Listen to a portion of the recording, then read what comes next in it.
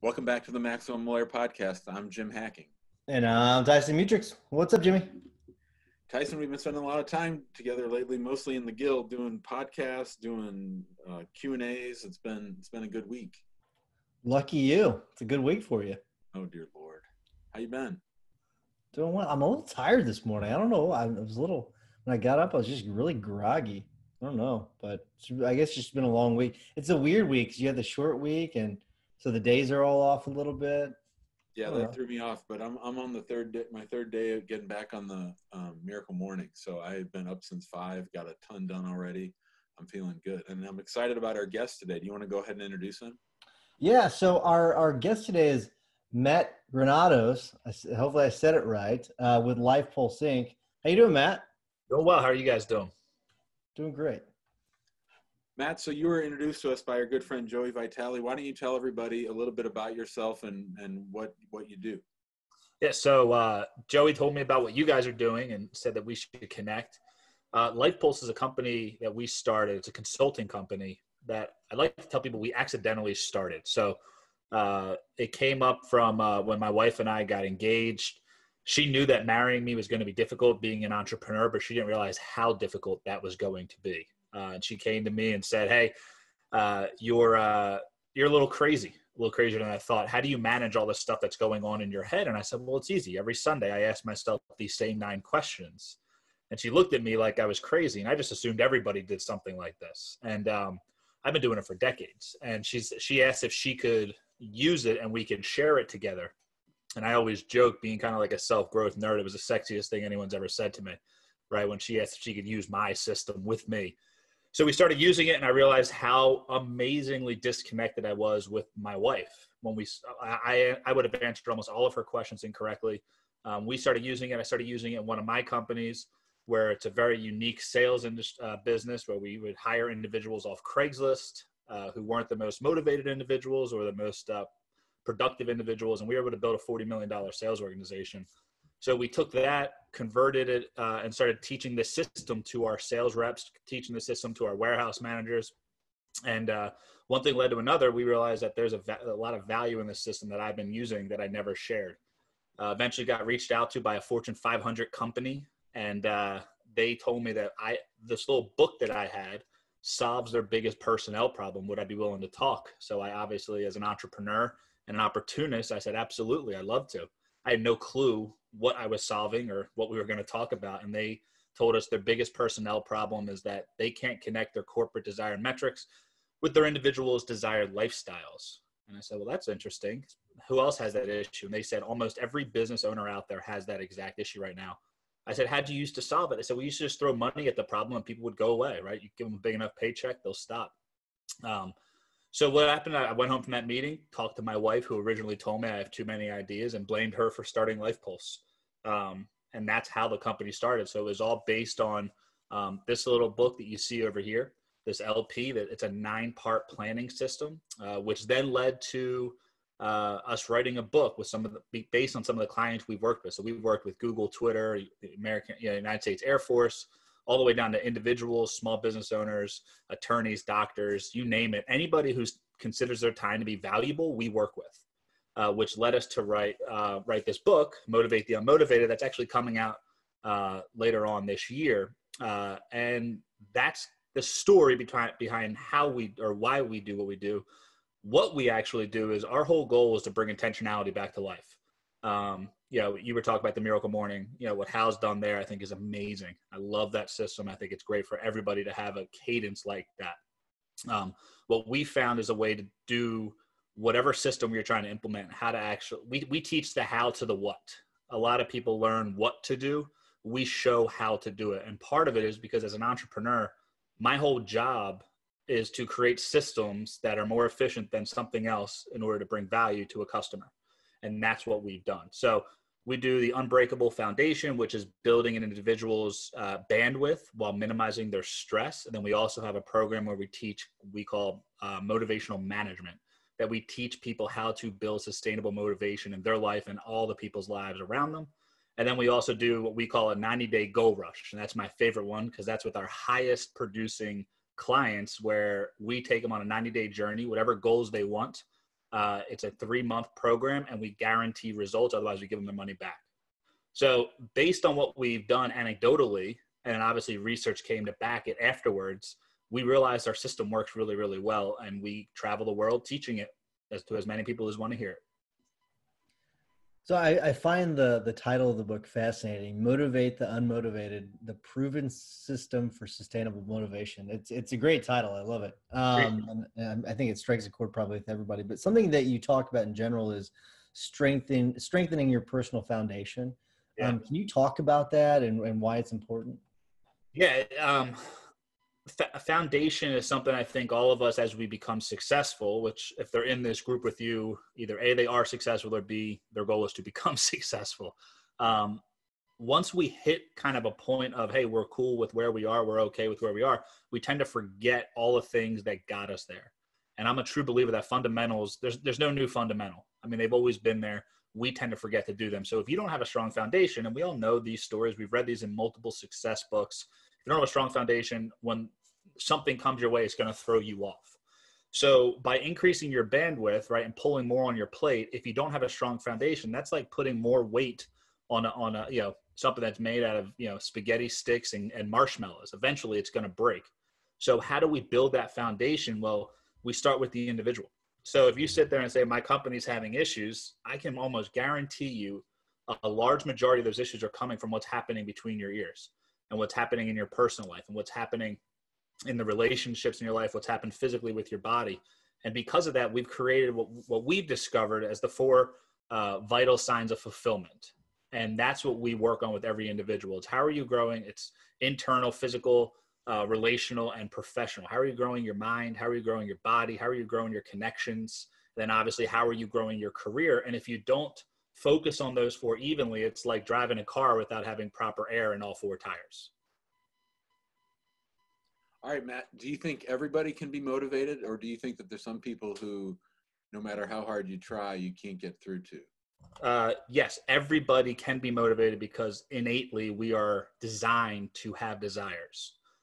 Now, some are easier than others. So the main character in this book is someone I call Unmo. Unmo is a long-distant cousin of Elmo.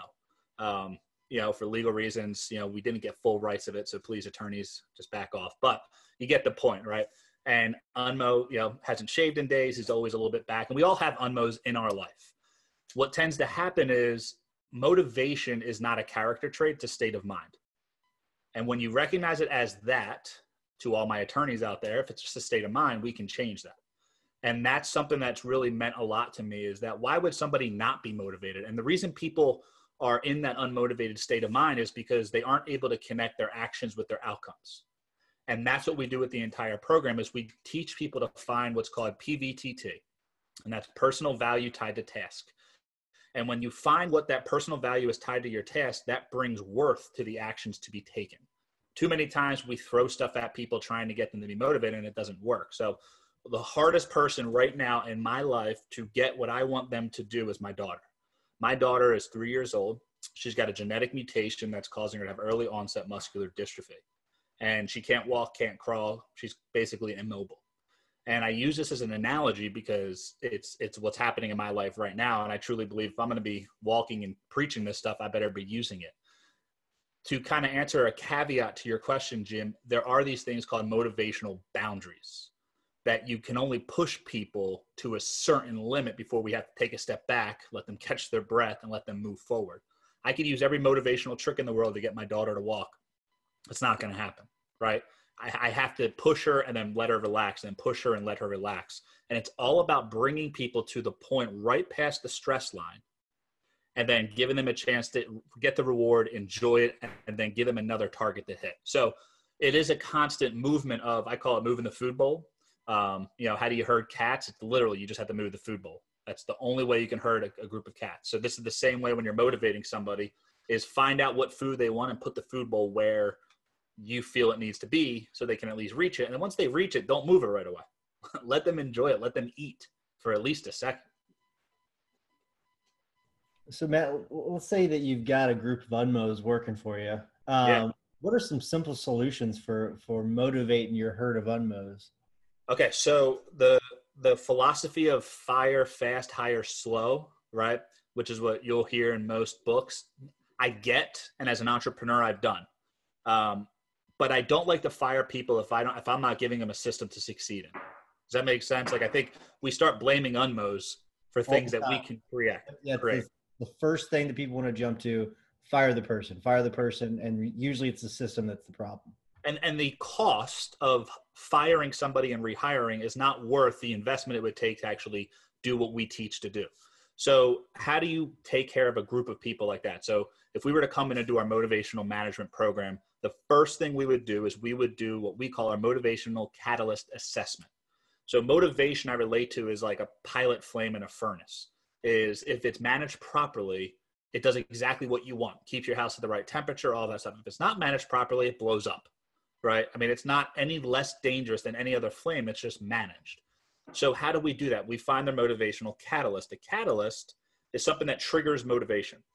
So what I mean by that is if I put this in front of them, AKA the carrot in front of the horse, it will trigger them to walk in the direction I want them to walk. Too many times when we have these unmos, we think we're putting a carrot in front of their face that's going to get them to walk. And we're on the side of the horse, basically whipping the horse to walk. Like we're babysitting, we're not managing. And we're confusing that with managing. So I go through and find out what their motivational catalysts are. Anyone who's listening, you can go onto our website, lifepulseinc.com/MCA, and you can actually take the assessment for free. You could have your employees do it as well. But the 4 catalysts is freedom, acknowledgement, connectivity, and support. Freedom are individuals who are doing what they want so they can go do more of what they want. Meaning they might be working in your law firm, not because they're passionate about law, right? They're working in your law firm because they're getting a paycheck. And because they have that paycheck, they're able to do something with that. So that's the first thing, freedom. Acknowledgement are individuals who want to be told good job, right? That's that person that loves when you come and say, hey, thanks for being here. I appreciate you being part of the team. You're the most valuable player on the team. Support are individuals who want to know that you're in it with them. Support people hate when the owners of the company are calling in from a vacation spot, right, while they're sitting there grinding it out. They want to know that you're part of the team. And then connectivity are individuals who want to be part of something bigger. They're usually tied to some nonprofits. They're big in the community. Legacy is a big deal for them. You know, what you're doing as far as your mission is a big deal to them. And we find out what they are, and then we create what's called motivation packages. Now, this is the key. Every client I work with, when I come in, they have comp plans, whether it's Twitter, whether it's a standalone lawyer. And that's what they think is motivating their individuals. Money has been proven time and time again to not be a sustainable form of motivation. So because of that, we then create these motivational packages based on what it is that's their catalyst. So for example, a client of ours was opening up an office in South Carolina. And I said, what would you like to see happen? I said, we'd love in this year for them to get 100 new clients. I said, that'd be great. I said, what would you do? I said, if they could get 100 new clients, it would be an absolute positive first year. I said, what if we could do it in 90 days? They said, you do it in 90 days, I would bonus the guy, I think he said $20,000 to $30,000 if he was able to do that. I said, hold off for your 20 or 30 grand. I said, let me offer him something else. We took the test. His motivation catalyst was freedom. And we worked through this system. I said, here's what we're going to do. We're going to try to get 100 new clients in 90 days. And if you do that, we are going to give you 2 first-class tickets anywhere in the country or 2 business tickets anywhere in the world, along with a week off. And your boss will come in and work your office for you.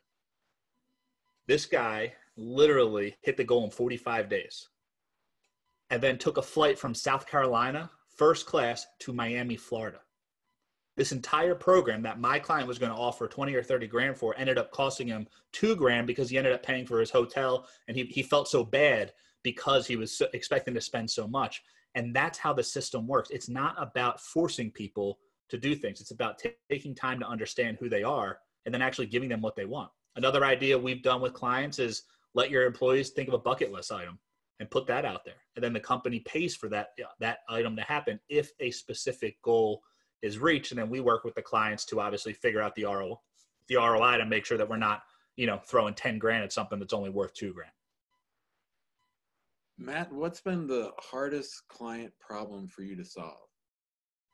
The hardest client problem all the time with almost everybody, I call individuals who don't eat what they serve, right? And those are managers who won't take won't do the program with me. And I actually won't take a manager unless they're willing to be involved in the learning.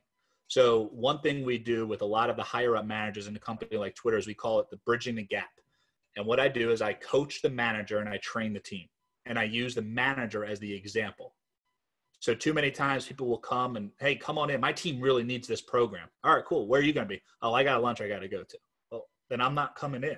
If it's not good enough for you as the head person, it's not good enough for your individuals, no matter how low they are. So the biggest issue when it comes to motivating people is the managers thinking that they have everything under control. I call it the deadly assumption of motivation is I'm good. I got this. They need it. I got this. And if you go through our book, the book is set up with a simple formula, which is the sum of you and them, right? You being the person who's motivating, them being the person who's being motivated, times the system will equal your results. And if you're not constantly working on you and constantly making sure that they have what they need to succeed, I don't care what system you have, anything times a negative is a negative. You're going to get a negative outcome. So Matt, I mean, I love what you're saying. I agree with everything you're saying. I think it's fantastic. But sometimes you get an unmo, or that maybe you motivate that unmo, but maybe that their goals aren't aligned with your company's vision. So how do you get those two to line up, or is it something where then at that time you should probably cut them loose? Well, you should free them, right? You own a slave at that point. I mean, I know it sounds rough, but you're forcing somebody to do something they don't want to do for something they don't want to get. I mean, why would you want that person on your team? So what I found is most people, we just need to change the way they're seeing things. So what we call it is, as a motivator, you need to recognize all you're offering as an attorney with your staff on your team is what we call a purpose vehicle. A purpose vehicle is like a rental vehicle, meaning unless they are just passionate about, let's say you're doing immigration law, right? And they are just so passionate about the mission to help other people become legal immigrants into the state or fight, discrimination, whatever it might be. Maybe you can have come out of this motivational funk based on the mission. Those are probably your connective people, right? The connectivity motivational catalyst. But for the majority of it is we need to find out, why are they here? Well, I'm here because I need to put food on my kid's table. Okay, well then guess what? Your PVTT is not about getting these reports done on time. It's about getting these reports done so that you can spend time with your kids. So there's 3 questions that we ask every single person when we're doing our weekly huddles when you're in this program with us. They're the first 3 questions of our LP. It's what are you focused on? What are you grateful for? And what are you working towards this week? What are you focused on? What are you grateful for? And what are you working towards this week? And what happens is, if I hear that, usually it takes about 4 cycles of hearing this, I know exactly how to motivate somebody. So Tyson, if you were to sit here and tell me that you're grateful for your family, right? You're grateful for your family. You're grateful for your family. And then I need someone to work late on a case. And I know you have a recital you need to go to for your kid. Asking you to stay back is such a big withdrawal in our relationship that it's almost probably not worth it, versus we have a young strapping kid like Jim, right? Early 20s, excited to get things going, would love for extra time, would love to work later, and would love to be part of this whole, push to this heavy working. But we don't know it if we don't take the time to understand them. So it's all about knowing those 3 questions. What are you focused on? What are you grateful for? And what are you working towards? Because what we also do as managers when it comes to motivating, we tend to manage the people who are easy to manage and motivate the people who are already kind of motivated. And we avoid the ones who need it. And part of the reason why is we don't know how to address it. So I had a time where one of my staff members, her one-word focus was cancer. That was an eye-opener. I was about to fire her. Turns out, the reason I was firing her was she was very ornery towards everybody. Every Monday, she would come in and just have this just wasn't fitting with the culture that we've built. And it was new for her. I didn't realize what was going on. Well, she was going through chemo treatments Friday, Saturday, Sunday, and didn't tell anybody, and was coming in Monday to work. Now, think about those 2 things. If I know what's happening in somebody's life, there's a lot more grace I'm willing to give them, and I can help them with that. Another analogy I always put is, imagine you and I are walking, and we walk down the street, and somebody has their head down, and they bump into you, and they spill their coffee all over you, right? Your coffee all over you. And you look up, and they're texting on their phone. You're going to be pretty bothered, right? They shouldn't have been doing that, should have been paying attention. Same scenario We look up, that individual has sunglasses on and a walking stick. You're not as bothered because you understand where they're coming from and why they're doing what they're doing. So when it comes to motivation, I tell people there's two types of ways you motivate people. It's based on fear, which is by force, or it's love, which is based on understanding. And when I say love, people go, oh, well, then they'll walk all over me. And, you know, it takes too long to do all that. I'd rather just tell them to do their job and just do it. Over the length of a relationship, love is a faster and more sustainable way to actually get them to be motivated, because you don't have to put as much energy to it. Force or fear, you have to constantly be pressuring those people. You have to constantly, hey, did you get it done? Did you get it done? Did you get it done? We're not here to teach how to force people to do things. We're here to teach people how to discover the value in the actions you want them to take so that they will take them on their own. We're talking to Matt Granados on the Maximum Lawyer podcast. Matt, we're really glad to have you here. My question for you is, one of the things that we have struggled, and it sort of straddles that love or fear dichotomy that you talked about, is handling mistakes when team members make an error. We've been talking a lot about how to fix that particular error, how to try to revise our systems, but how do you deal with the emotions of people that get upset when mistakes are made? So a couple things. Let's assume that person's unmo right now, right? Everything I do is around the same character. It makes my life easier and other people's easier to understand. So a big thing is the difference between responsibility and fault. If that person makes a mistake, that's their fault. But whose responsibility is it? It's whoever's in charge of whatever project we're doing. And what I mean by that is I can't stand with, well, it wasn't my fault. All right, well, guess what? You're the owner of the company. You're liable for this. So cool whose fault it is. It's your responsibility. So one thing is recognizing if you're a traditional motivator and you're focusing all on them, you're not focusing on you, there's probably some hypocrisy happening that they're seeing. And because of that, it's like, you know, one of my favorite lines in How to Win Friends and Influence People is when he talks about, look, you know, if I've made a mistake, how can I be upset if someone else has? And I read it, and that's a very good point. I'm still bothered that they messed up, right? I still get frustrated without a doubt. But it's also recognizing that communication is usually a big reason why mistakes happen. And as a motivator, we talk about the reason why communication is so difficult is we are taking an emotional thought and trying to communicate it using a logical form, language. And because of that, things get lost in translation, even face to face, let alone, hey, I sent you these messages through email. I sent you these messages through a text. I sent you these instructions here. I can tell you almost every single time an employee of mine mess up or a client of mine's team messes up, I can point some of the fault and some of the blame to communication issues. Now, assuming communication's perfect, which is rare, what I always tell people is you need to recognize and be responsible for the difficulty of communicating. So if you're telling Unmo to do something and Unmo keeps making the same mistake, unless you made a bad hire and that person just absolutely not capable of doing their job, which I think is overblown in the world I'm in as far as the fact that we're hiring poorly, I don't think that's the case. I think people hire pretty well, especially these days with all the information we have on people. What happens is we need to recognize, okay, yes, they are capable. Why are they making this mistake? Are they lazy? Are they not paying attention? Are they rushed? Are they overwhelmed? And figuring out the root cause so that we can address the cause so that next time it's not as big of a mistake. And also we push real hard on this concept of progress versus perfection as we're building people. Look, once we've built people, then we can be a little bit more on the same team of why did you mess this up? So dealing with the emotional side of it, it comes to that aspect of fear versus love. If they're scared of you, which I bet you most of the people who are listening to this, their team, and that's not just because you're lawyers, I'm saying just in general, most entrepreneurs have a little bit of a fear-based style in the way they motivate people. Very few have a love-based style. When you have a love-based style, people can come to you with their issues and tell you, hey, I messed up.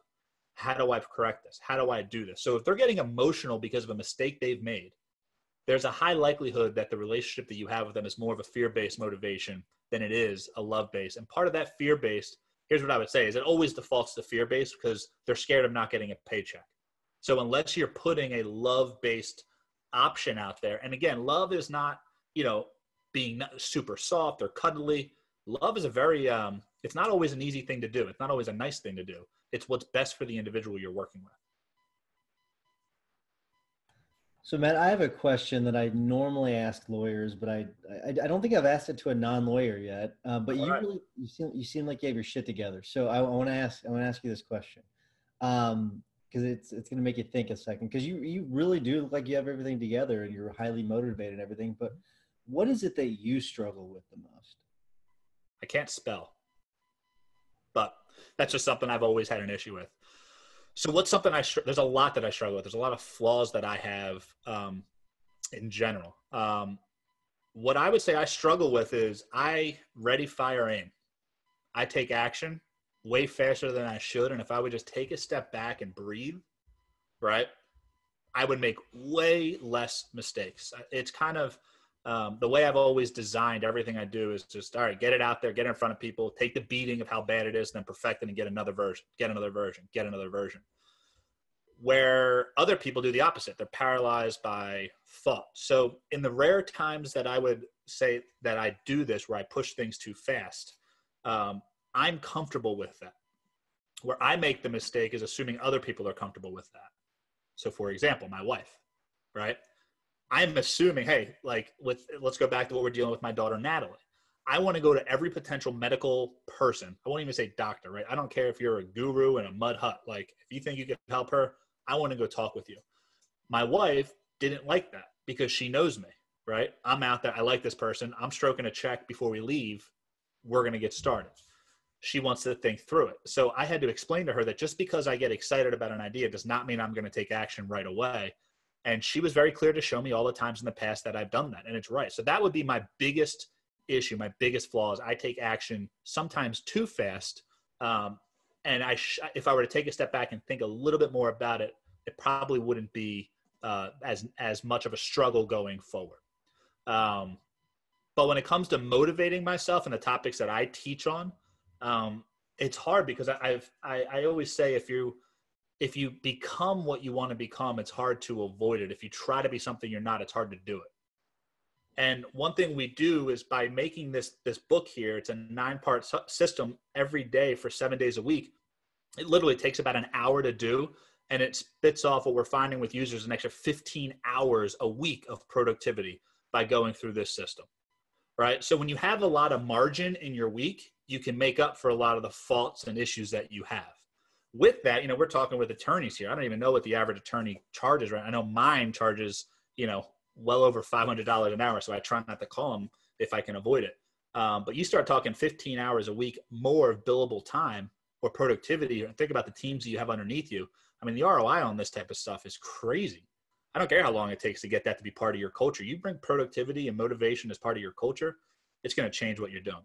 So again, my flaw, I act very quickly. And because of that, I think if I were to take time to think a little bit more, you even hear how I answer questions here, I kind of think as I talk, right? But if I was to take time to sit back and think, then act, I think I would be further along than I am right now with much less bumps and bruises. All right, Matt, so that brings up the question, do you think that we are better off playing to our strengths or trying to fix our weaknesses? So philosophy, again, I love this. It's like you've already read the book, Jim. So we learned this again, I keep using Natalie as an example because it's so raw to me. And I hope you guys, sometimes people don't like hearing about kids who are having issues, but it's just the life I'm living right now. So when we brought Natalie at first, my whole thing is actions, actions, actions. So because of that, the girl can't crawl, she can't walk. We need to work on her physical abilities. The state came in and said, hey, we need to do a cognitive test. And I said, why are you wasting your time with that? She's okay. Like, she can talk, she's doing well. We need to get her walking. So let's focus on physical. And they said, we just have to do it. They did the cognitive test. She was this was at about 2.5 years old. She was testing at about a 6-month physical, right? Where she was doing what 6-month-year-olds do. Mentally, she was at about a 5-year-old. And I'll never forget, I kind of sat back in my seat like, you idiot. Again, going to acting too fast and not thinking through it. If I would have kept on the pace and the plan I was going, we would have put all of our effort into getting her to walk, which high likelihood will never happen, right? Based on just what science says with genetics and stuff. What we instead did was we started focusing on her cognitive skills. playing piano, typing on the computer, getting used to doing things that she could do for the rest of her life and get further ahead. So at 3 years old, she's playing Hot Cross Buns on the piano. That's the only song. I don't know how to play the piano. That's all I know how to teach her, right? We can't get a piano teacher to teach her until she's 4, which is frustrating, but that's kind of where we went. So to answer your question, the philosophy that we live by, and I learned that day, was to change the way you just said that, but it is manage your weaknesses, leverage your strengths. So don't ignore your weaknesses. Like, they're there. I can't spell. So if I'm going to publish something, I need to pay other people to look at it before it goes out to the public. I know that if I'm the last eye on it, it's going to have an issue on it. Does that make sense? So recognizing what are your weaknesses. And that's why what we do with clients is we do a SWOT analysis of ourselves, just like you would with the marketing plan. If you're familiar with SWOT, right? What are your strengths, weaknesses, opportunities, threats? What are your internal strengths? What are your internal weaknesses? What are your external opportunities? What are your external threats in whatever it is that you're doing? And that's part of our program when we do our full coaching, is finding out, all right, what are you good at? If you're good at selling and you're terrible at managing, why are you managing? There's other people who are good at that. We had one of our businesses called Local Vendors Coalition, where we help local farmers sell to big box stores. We had a time where I got a phone call from my driver, said, hey, I wrecked the truck. Right? This is a 26-foot box truck, refrigerated truck, full of fruits and vegetables going to Whole Foods. And I get down there, and he basically went under an overpass and tuna canned the entire thing. Fortunately, he didn't break anything besides the truck. Didn't kill. Usually when a truck like that hits something, somebody dies, and that didn't happen. We got down there, and I remember sitting there going, why in the world am I, as a salesperson, taking this liability of driving trucks? There's companies out there who do this professionally. And my cheap self said, but we could do it cheaper. Really? Run a truck under a bridge. See how cheap that is, right? It's not cheaper just because you're going dollars to dollars. You have to add risk, and you have to add reward to all of the things that we are doing. So to answer your question again, I like to talk a lot. Hopefully that's okay. But it's manage your weakness, leverage your strengths. That is the philosophy we work with every client. Matt, talking's what we do. We like guests to talk a lot. That you make it easy on us. That's good. So, but hey, we do need to wrap things up. Before I do, I want to remind everyone to go to the Facebook group, big group, get involved there. There's a lot of great information being shared. If you want to join the guild, we're going live to the guild this morning. So if you're listening to this, you're not in the guild, you're about 2 weeks behind. So people in the guild are getting this in real time. So join us there. And if you don't mind taking a few seconds and giving us a 5-star review, we'd appreciate it. Jimmy, what's your hack of the week? So we had Adam Whitty on a couple of weeks ago from Magnetic Marketing, and he recommended a book, which I, of course, ordered on Amazon before the podcast episode was over. And that book was The Magic of Thinking Big. And I'm making my way through it. It's a little bit, not woo-woo, but a little bit like rah-rah. So I don't know that it's that realistic, but there's good nuggets in there. And you know me, I'm always just looking for some good tidbits or things. So I'm, of course, looking forward to Matt's new book so I can grab that.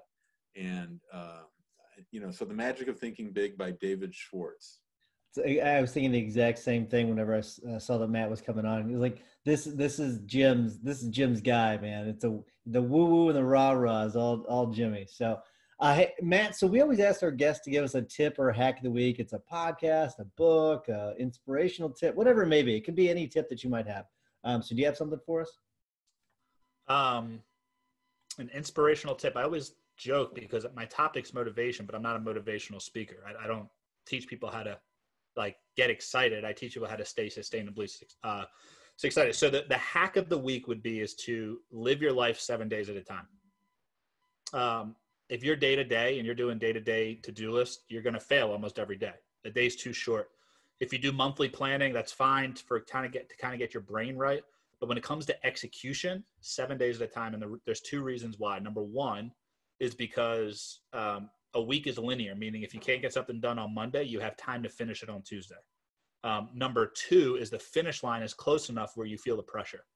So that's the reason why every single thing we do is 7 days at a time. That's why this planner is a week at a time, every single thing we do. So that would be my personal one. As far as what I would say, as far as outside of what we do, just to kind of get away from our content, I use an app that's called Boomerang.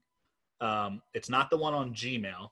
there's a different one. It's called Boomerang. And what it does is it's like almost a notepad that links right to your inbox. And it is one of my favorite apps that I use. When I have an idea, I just send it in there. If I want to take a picture, I'll send, and then it just hits send and it goes right to your inbox. And that's been super helpful to keep notes, keep ideas fresh, and get them where I see it on a regular basis. So Boomerang would be my app to go to. And then that would be, just for the sake of time, I'll stop there. It's good stuff. Good stuff. So we've talked about, my tip of the week is we've talked about Otter before on the podcast, but there's something I learned yesterday that from Kyra Fontenot. She told me that there's an integration with Zoom. So if we wanted to, which we've not done it yet, Jim, you can get a paid, we did it for the firm yesterday. You can get a paid version of Otter that syncs with Zoom that will transcribe your Zoom meetings. And we did it yesterday for we have our team training every Wednesday, and it was incredible. Now, I wouldn't say it does a very good job of splitting up the different people talking, but you at least get the text automatically transcribed. It is really accurate too. So I highly recommend it if you're regularly doing things on Zoom that should be transcribed, because it's extremely accurate. You can just go through and space it out however you want and format it, because it's pretty damn good. So Matt, thanks so much for coming on. This has been a lot of fun. We really appreciate it. Appreciate it. Thanks for having me. Thanks, Matt. See you, bud. Bye. See you, everybody.